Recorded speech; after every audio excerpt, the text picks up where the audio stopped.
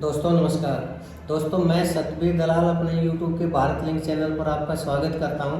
दोस्तों आज हम जिस शख्सियत से रूबरू हो रहे हैं वो शख्सियत गुड़गांव की एक बहुत ही जानी मानी शख्सियत है और यंग है, एनर्जेटिक है, मिलनसार व्यक्तित्व के धनी हैं और बहुत ही अच्छे नेचर के हैं और एक उद्योगपति हैं, एक वकील हैं। लेकिन इसके बाद में इन्होंने एक स्कूल की शुरुआत की है, वंडर किड स्कूल के नाम से, और ये है श्री प्रदीप कटारिया जी। तो आइए सबसे पहले तो हम अपने भारत लिंक चैनल पर प्रदीप कटारिया जी का स्वागत करते हैं और फिर इनके सफ़र के बारे में हम थोड़ा इनसे जानकारी चाहेंगे।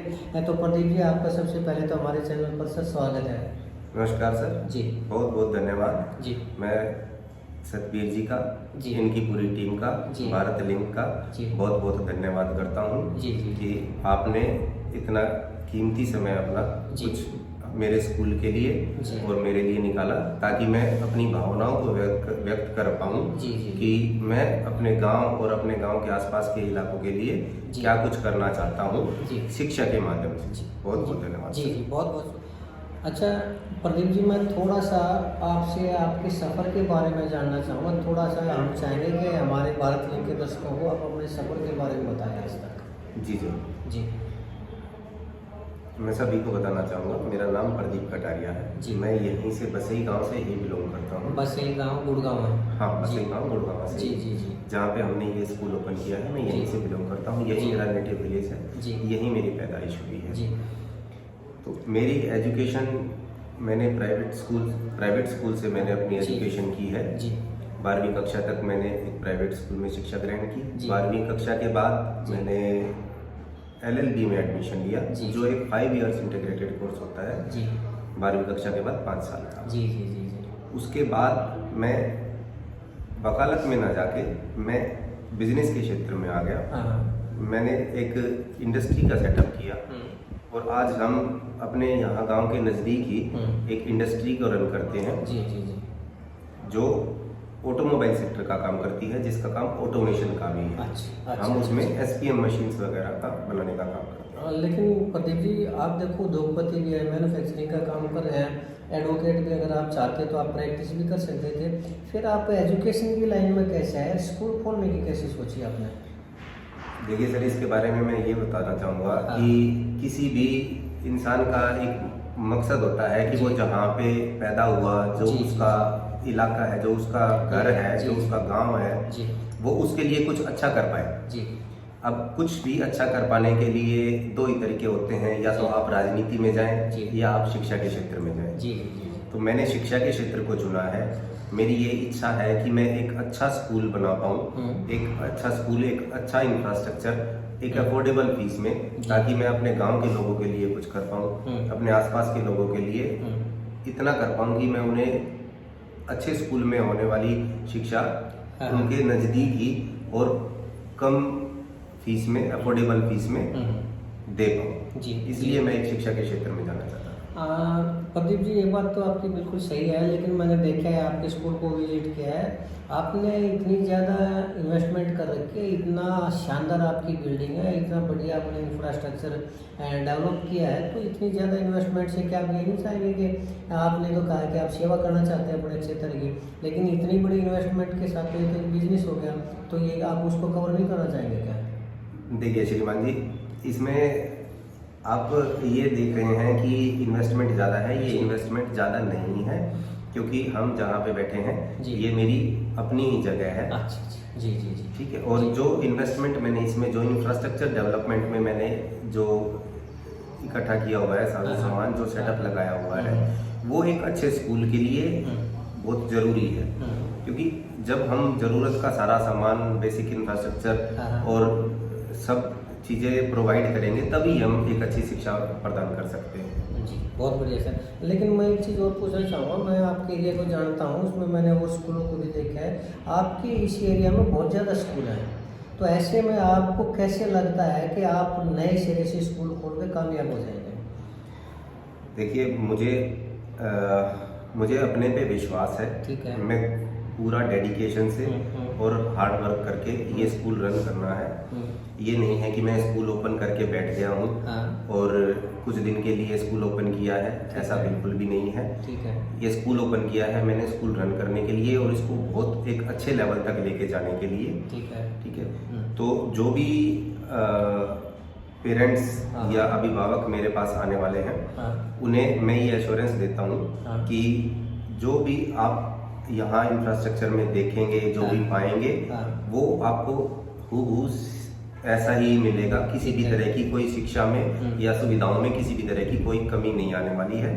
दूसरा मैं ये भी कहना चाहूँगा कि मैं अभिभावकों से और अपने आसपास के लोगों से ये कहना चाहूँगा कि आप लोग मुझे एक मौका दीजिए ताकि मैं अपने आप को साबित कर पाऊँ कि मैं भी अच्छी शिक्षा देने की काबिलियत रखता हूँ। कौन सी क्लास तक का स्कूल शुरू किया आपने? अभी सर हम 5वीं कक्षा तक का स्कूल शुरू कर रहे हैं और अभी प्ले स्कूल से लेके 5वीं तक का हमने इंफ्रास्ट्रक्चर रेडी कर लिया है। 5वीं तक ही रखेंगे या और आगे भी लेके जाएंगे? नहीं सर, स्कूल को हम प्ले ग्रुप से सीनियर सेकेंडरी लेवल तक ले जाने की एम्बिशन रखते हैं। अच्छा। ठीक है। मेरी इच्छा ये है कि जो बच्चा मेरे पास प्ले स्कूल में या नर्सरी में या प्री नर्सरी LKG जो मेरे पास आता है, वो 12वीं कक्षा भी मेरे पास ही करके और तब अच्छा। कब तक के आप सीनियर सेकेंडरी तक कर लेंगे इसको? सर मेरी इच्छा ये है कि जो बच्चा आज मेरे पास प्री नर्सरी में है, जब वो 5वीं क्लास में हो और उसको प्रमोट होना है एक मिडिल लेवल पे, तो मेरे पास ये इंफ्रास्ट्रक्चर अवेलेबल हो कि मैं उस बच्चे को अपने ही स्कूल में फर्दर प्रमोट कर पाऊँ। फैसिलिटी क्या क्या अवेलेबल करवाई है आपने बच्चों के लिए?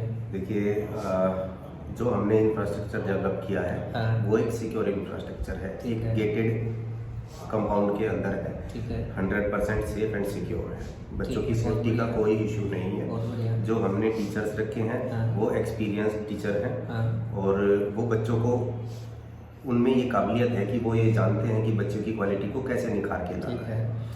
और अगर मैं अपनी फैसिलिटीज में ऐड करूं तो मेरा कंपाउंड 100% CCTV कवरेज है और जिसकी जिम्मेदारी मैंने खुद ले रखी है उसकी सुपरविजन खुद मेरे पास है। मैं बच्चों की सेफ्टी और सिक्योरिटी के लिए किसी पे भरोसा नहीं कर रहा हूँ। अदर देन दिस, मेरे पास जो मॉडर्न मेथड्स हैं टीचिंग के, जो हम ट्रेडिशनल मेथड जो हम स्कूलों में पढ़ते आए उसको अवॉइड करके मैं मॉडर्न टीचिंग मेथड्स को अडॉप्ट करके बच्चों को पढ़ाना चाहता हूँ। अच्छा। चलिए, ये तो अच्छी बात है। आप एक बात बताइए, मान लीजिए मैं पत्रकार नहीं, मैं एक अभिभावक हूँ, अपने बच्चे को मैं स्कूल में दाखिल करवाना चाहता हूँ किसी भी स्कूल में, और मुझे पता है कि यहाँ और भी स्कूल है, कि अकेला आपका स्कूल नहीं है, और भी स्कूल है, तो मैं आप अपने बच्चों को आपके स्कूल में क्यों दाखिल करवाऊँ, ये बताइए मुझे, औरों में क्यों नहीं करवाऊँगा? देखिए सर, हाँ ये बात सच है, हमारे इलाके में बहुत सारे स्कूल हैं, बहुत सारे स्कूल रन कर रहे हैं और वो मैं ये नहीं कहूँगा कि अच्छी शिक्षा दे रहे हैं या नहीं दे रहे हैं। मैं सिर्फ ये चाहूँगा कि अभिभावक मुझे एक मौका दे, आए स्कूल को विजिट करें, टीचर से इंटरेक्ट करें, बातचीत करें, मुझसे बातचीत करें, बच्चे को स्कूल विजिट कराएं। ठीक है। बच्चा अगर यहाँ पढ़ना चाहता है उसको एडमिशन कराएं।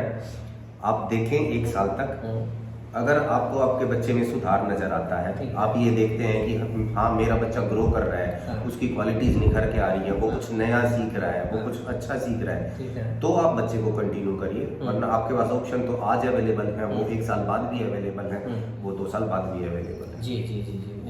अच्छा, बातचीत में आपने ये कहा था कि आपका जो प्लान है वो एक्टिविटी बेस्ड है, वो क्या होता है, क्या थोड़ा समझाएंगे इसके बारे में, एक्टिविटी बेस्ड के बारे में? जी सर जी। एक्टिविटी बेस्ड लर्निंग से मेरा मतलब ये है कि जो एक पुराने ट्रेडिशनल मेथड चलते आ रहे हैं पढ़ाने के, कि कक्षा में अध्यापक आए और उन्होंने बोर्ड पे लिख दिया और बच्चों ने नोट कर लिया और पढ़ाई पूरी हो गई, मेरा मकसद वो नहीं है बिल्कुल भी। मेरा मकसद एक्टिविटी बेस्ड लर्निंग से इस तरह से है कि बच्चा पढ़े भी, सीखे भी और उसको एंजॉय भी करे। ये नहीं कि बच्चे पे किसी तरह का बर्डन हो कि बच्चा जो है पढ़ तो रहा है लेकिन प्रेशर में पढ़ रहा है, वो नहीं।